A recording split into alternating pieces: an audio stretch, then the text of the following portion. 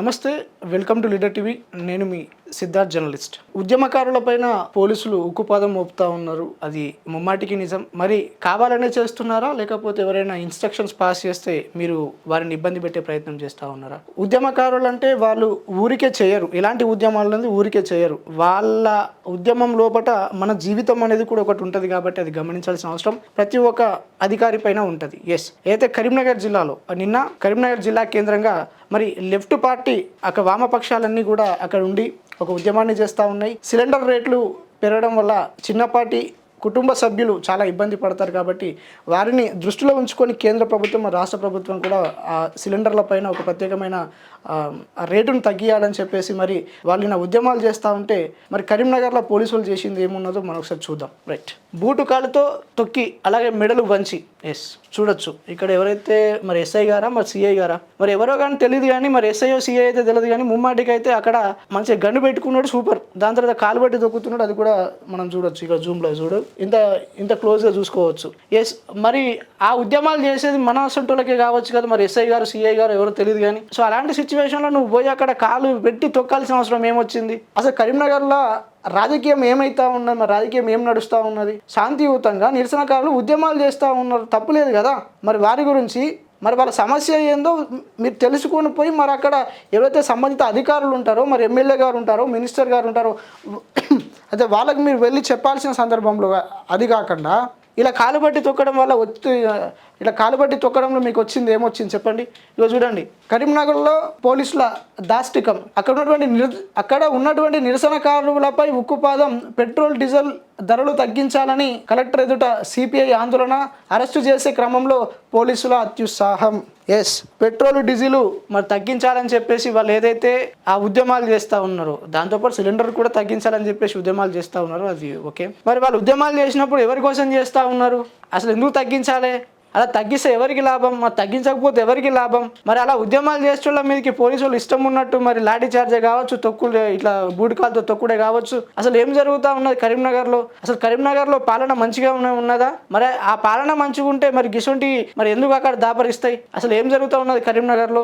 చూడండి, అక్కడ ఉద్యమకారుడి పైన అంత క్లియర్గా బూటు కాలుతో మరి ఆయన కాలు మీద వేసి తొక్కి మెడలు వంచి అక్కడ మరి సిపిఐ పార్టీ వాళ్ళ మీద మరి అంత దుష్టార్క్యం చేయాల్సిన అవసరం నీకు ఏమొచ్చిందని చెప్పేసి మరి అక్కడ ఉన్నటువంటి పోలీస్ డిపార్ట్మెంట్ వాళ్ళని అడుగుతా ఉన్నాను. ప్రతిరోజు ఏదో ఒక సమస్య వస్తూనే ఉంటుంది. ఆ సమస్యలో పోలీసులు ప్రధాన సూత్రధారులుగా ఉండే సిచ్యువేషన్ ఏర్పడ్డది తెలంగాణ రాష్ట్రంలో. మరి అధికారుల యొక్క బలంతో మీరు ఇలాంటి మరి పనులు మీరు చేస్తూ ఉన్నారా, లేకపోతే మీరు ఇష్టారీత్యంగా మరి వారి మీద చేతులు వేసుకొని కొట్టే ప్రయత్నాలు మీరు చేస్తూ ఉన్నారా? చూడండి, అక్కడ నిరసన తెలపడం రాజ్యాంగం ఇచ్చిన హక్కు అని దాన్ని కాలరాస్తున్న ఇక్కడ పోలీసులు నిరసనకారులపై అత్యుత్సాహం ప్రదర్శించారు. పెట్రోల్ డీజిల్ ధరలు తగ్గించాలని అక్కడ ఉన్నటువంటి వ్యక్తులు ఆందోళన చేస్తూ ఉంటే నాయకులని బూటుగాలుతో తొక్కి మరి మెడలు వంచి బంధించి అరెస్టు చేశారు. సిపిఐ రాష్ట్ర కమిటీ పిలుపు మేరకు కరీంనగర్ కలెక్టర్ ఎదుట సిపిఐ నాయకుడు నిరసన తెలుపుతున్నటువంటి సిచ్యువేషన్లో పార్టీ శ్రేణులు ప్రయత్నిస్తుండగా వారిపై పోలీసులు ఉక్కుపాదం మోపారు. అత్యుత్సాహంతో దౌర్జన్యంగా ఒకరినొకరిని గుంజికెళ్ళి వాహనాల్లో ఎక్కించారు. తోపులాటలో కింద పడిన ఓ వ్యక్తిని బూటికాలుతో తొక్కుతున్నట్టుగా ఇక చూస్తున్న సిచ్యువేషన్. మరి బూటుకాలతో ఎందుకు తొక్కుతావా? అట్లా నేను తొక్కితే నువ్వు ఊకుంటావా? లేకపోతే నీకేమైనా అధికారం ఉన్నదని చెప్పేసి ఏమన్నా నీకు అక్కడ అనిపిస్తూ ఉన్నదా? ఇగో చూడు, ఉద్యమాలతో మోదీ కళ్ళు తెరిపిస్తాం, పేదల పొట్టగొట్టుకునే కార్పొరేట్ కొమ్ము కాస్తారా?